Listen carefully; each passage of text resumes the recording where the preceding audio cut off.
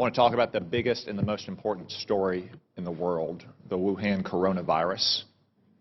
This coronavirus is a catastrophe on the scale of Chernobyl for China, but actually it's probably worse than Chernobyl, which was localized in its effect. The coronavirus could result in a global pandemic. While you were all sleeping overnight, the number of diagnosed cases in China increased by 30%. Now, let me be clear, that's not new cases, that is just newly admitted cases. It is probably several orders of magnitude higher than that. Also, while you were sleeping, China now has its entire border with Russia closed.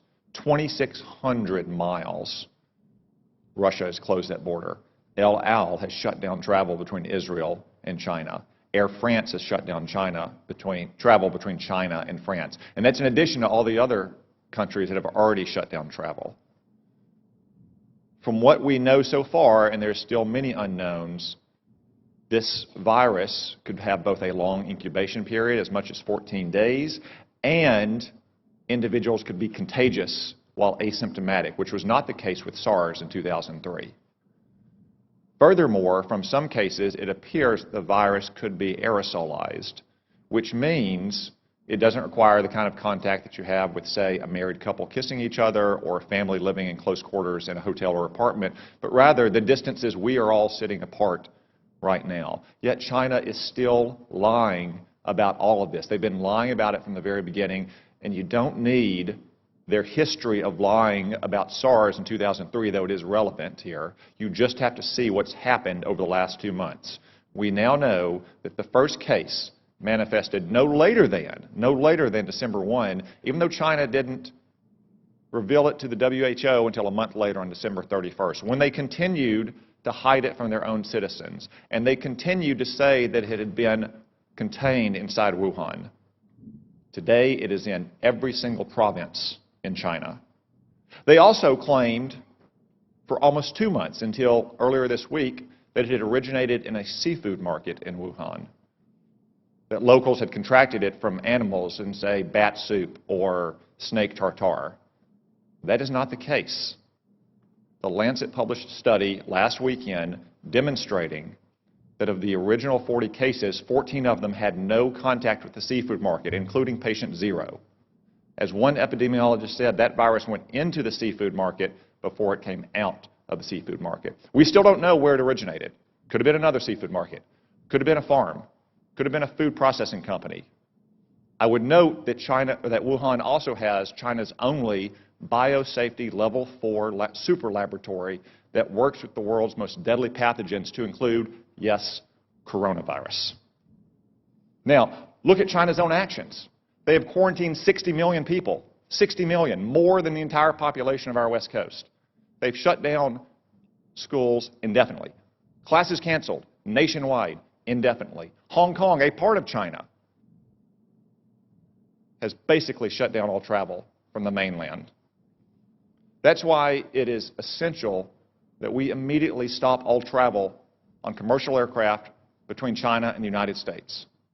Making exceptions, of course, for American citizens to come back, as we just brought back yesterday, allowing essential trade to flow as long as crews on ships and aircraft are not allowed to go into the general population in America, and making exceptions, of course, for medical personnel to go into China to try to get a handle on this. It is essential that we take those steps, and essential that we get to the bottom of China's deceit and incompetence on this measure. And gentlemen, I raise this with you because you are responsible in your combatant commands for some countries that have the most fragile public institutions, to include the most fragile public health institutions in the world.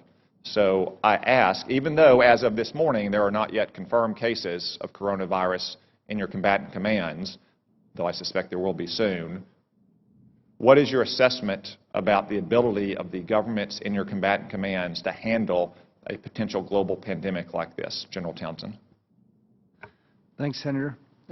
So there are not, that I'm aware of, any confirmed cases, as you mentioned, but there are some suspected cases. The first report of suspected case I've heard of is in Djibouti, which you would imagine with a significant Chinese presence there. So the capacity of African nations to deal with this problem varies widely. For example, in Eastern Africa, Central East Africa, they've been dealing with Ebola, and they've been dealing with Ebola largely on their own and doing a pretty good job of it. So I think capacity there, but anywhere else in Africa is probably not to that degree. Admiral Fowler. The Venezuela crisis has already strained the social services of many of the nations. As you're aware, Senator, we had to deploy the hospital ship Comfort twice in 1 year to last deployment 12 different nations, and in one 5-day span it can do the equivalent of a whole month for a region of some of the major countries. So I would be extremely concerned. Like General Townsend, the capacities vary widely, but in many cases they're strained and to the limit. I'd be very concerned if we saw this spread.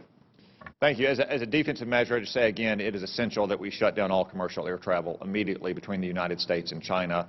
As an offensive measure, because that probably won't stop it entirely, and because if it becomes a global pandemic, we have to deal with countries with very limited capabilities here.